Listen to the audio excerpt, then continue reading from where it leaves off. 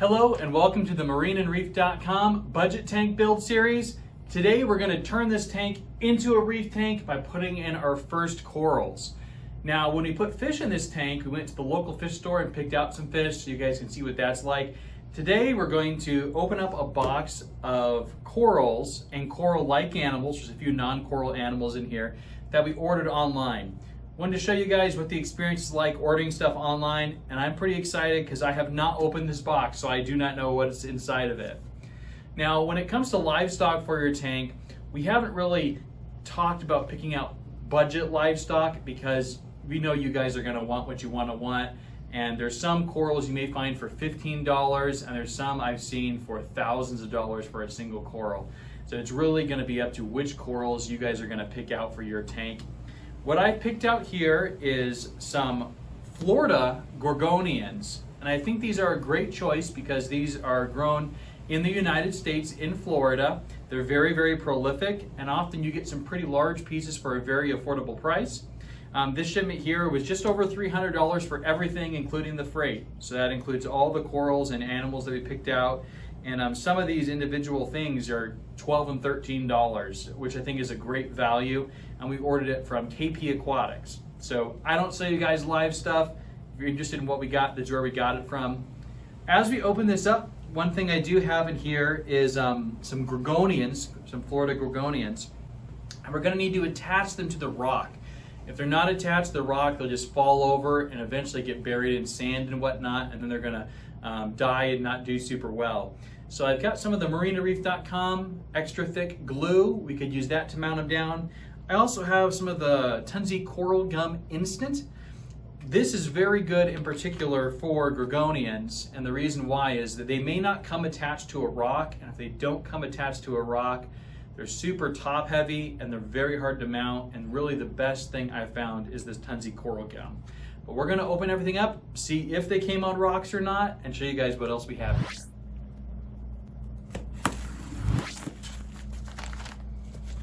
Got some cold pack, and we got one big bag with a bunch of little stuff in it. So here in this bag is some feather duster worms. For now, I'm just gonna float them in the main tank. This right here is a basket starfish, and it looks like it came in pretty rough. I am not confident it's gonna make it. So what I'm gonna do now, whenever you order online and you get something like this that looks like it may not make it, is I'm gonna take a picture of it in the bag. That way I can report it to the vendor. And you really just never know when you're ordering online how things are gonna come in. Here we've got a Condylactis anemone. These are a really good anemone. I think these were $13. They're from the Caribbean. They're super easy to care for and very colorful. We got another one here. Here wrapped in the paper are the gorgonians. Now it's actually very common for gorgonians to ship without any water and simply just wrapped in paper. They've got a little bit of water here. I'm not gonna float them, I'm just gonna pull them out and put them in. I think that's gonna be best, and we're gonna see whether we think we need to use some glue or epoxy or what's the best way to mount them. But for now, I'm just gonna get them inside of the tank. Because they're often shipped just in newspaper, you don't really need to float them. You kind of just want to unwrap them and put them right on in. It used to really stress me out when I first saw this, but they really ship just fine. All right, so here we got our first gorgonian.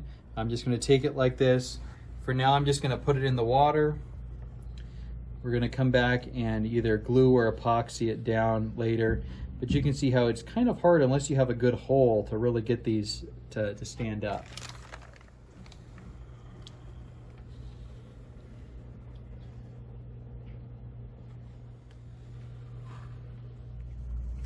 All right, so at this point, we have our gorgonians in the tank. They're not anchored down. We have our bag of feather duster worms floating and our two anemones. So what I'm gonna do right now is I'm gonna go ahead and get this bag of feather dusters and I see that discoloration. It looks pretty nasty. So I don't want this in the tank. I'm going to open the bag up, pour the dirty water into this bucket. I don't know if that discoloration is because one of the worms died, or it could just be they slimed up. It's pretty common with them. But either way, I don't really want the dirty water in the tank. So I'm just gonna pull them directly out and drop them in the tank.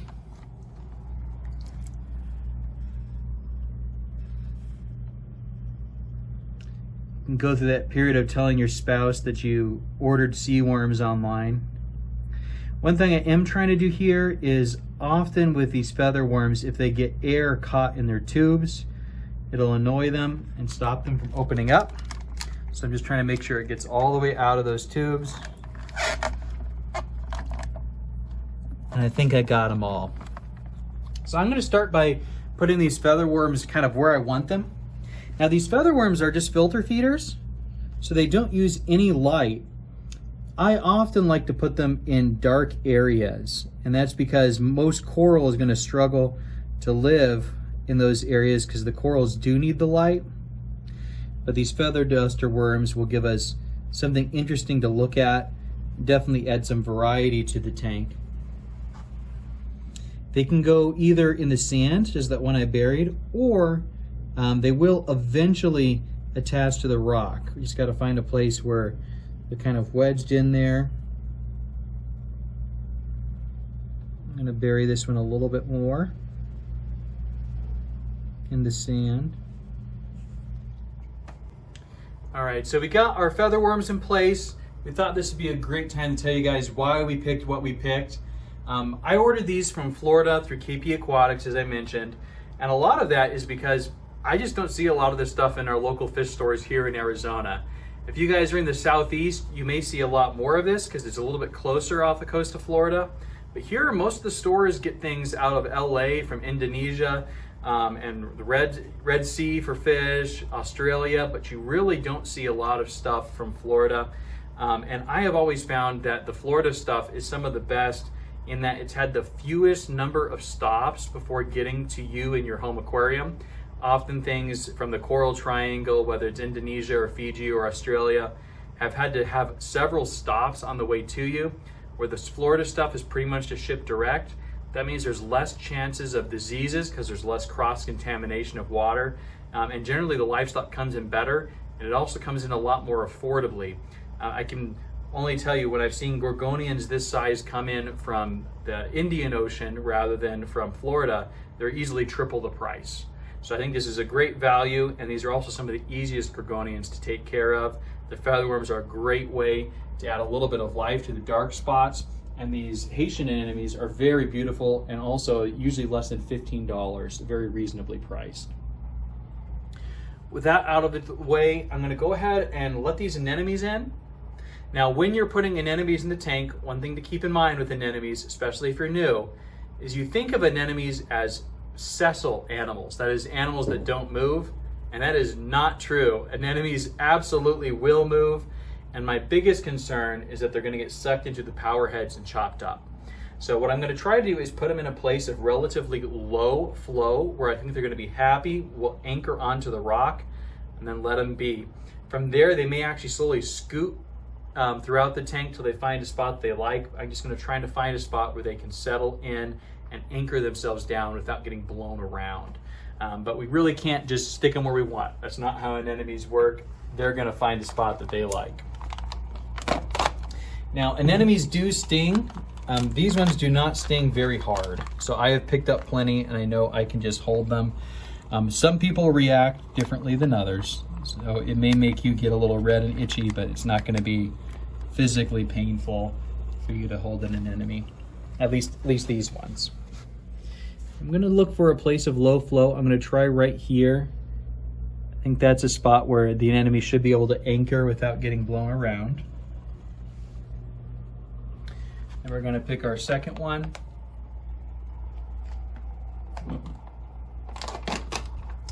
I'll tell you, Murphy's Law is gonna say that these are gonna show up right on the front glass block and everything, but We're gonna try to get them someplace on the rocks where they might look a little bit more pleasing to our eyes.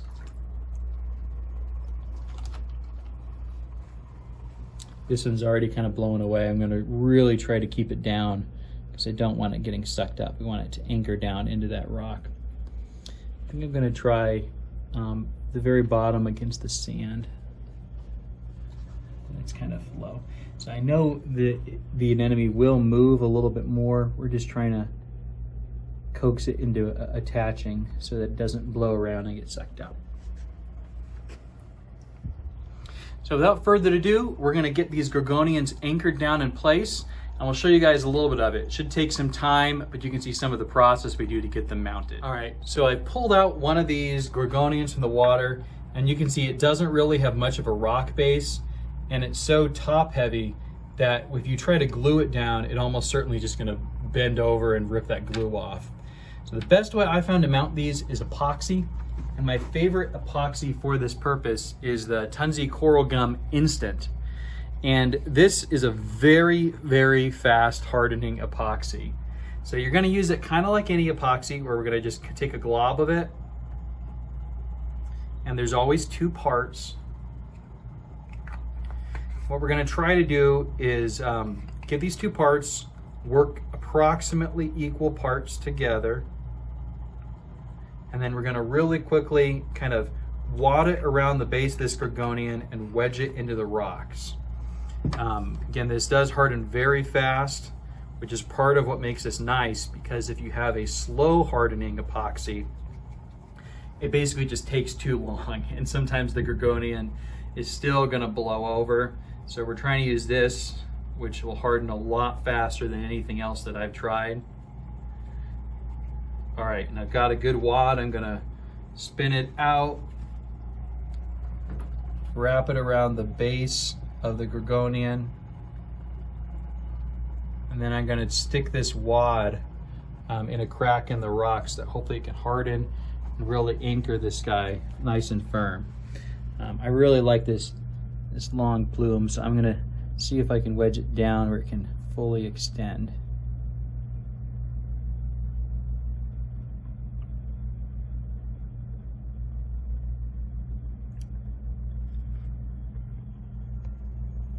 One more thing I think I'm gonna do as I'm looking at this is I'm gonna turn the power heads off. And one thing that'll do is kind of give it a little bit more time to harden, even though this hardens within minutes versus hours without the water blowing on it and bending it over. And then after a few minutes, we'll turn them back on. All right, we've gone ahead, we put all the gorgonians and anemones and featherworms in the tank. You can kind of get an idea of what they look like now. Most of these gorgonians are starting to open, like this one up front. You can see all the little fuzzy polyps poking out. We do have some that are still a little bit closed. Just know that this is pretty normal. I generally wait till at least the next morning for everything to open up, but we can start to see the wonderful crowns on the featherworms. We can start to see the anemones actually are anchored in place, so hopefully they'll stay there and won't walk around the tank too much. And we've quickly transformed this tank from just a bare rockscape into a little coral reef tank. From now, we're gonna keep adding some corals in. We're not gonna update you with every last video, but you'll see this reef tank come together. And we're gonna do more and more videos. We're gonna show you guys what do we need to do to feed the corals? What do we need to do to supplement trace elements like calcium and alkalinity, and keep you guys along for the ride as this tank continues to mature. If that sounds good, like and subscribe for more videos to come.